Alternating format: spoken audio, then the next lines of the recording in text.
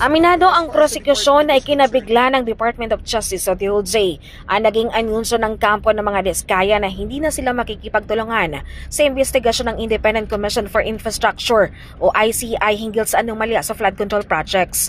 Pagdating sa DOJ ayon kay Prosecutor General Anthony Fadolion, wala pa naman anyang sinasabi ang mag-asawa na hindi na rin sila makikipagtulungan sa ehensya.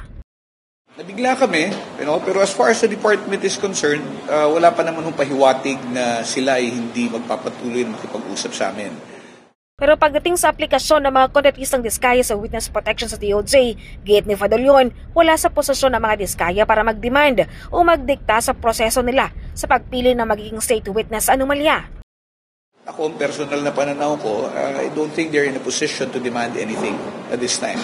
They're applying for supposedly witness protection coverage, and we have our procedures to determine whether or not they will be qualified or not. It is not for anybody to dictate to us how we will go about doing the evaluation. It is not for anybody to impose any conditions.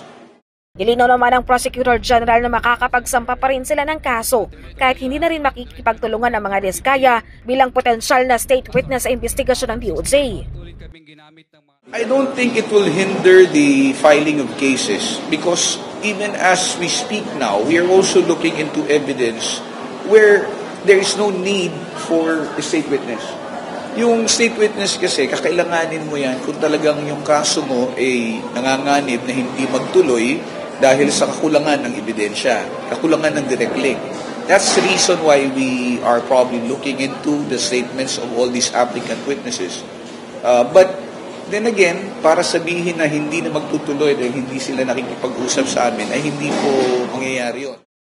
Tiniyak naman ni Fadolion na hindi tatanggalan ng proteksyon ng mga Diskaya kahit pa nga iwas na sila na makipagtulungan sa investigasyon. Remember, the protection was provided to them as a consequence of the ongoing legislative inquiry sa Senate and sa House. May panganib daw sa buhay nila, so kailangan bigyan mo ng proteksyon dahil sa kung ano't ano man ang mangyari dyan sa mga tao niya, pananagutan pa rin ang pamahalaan yan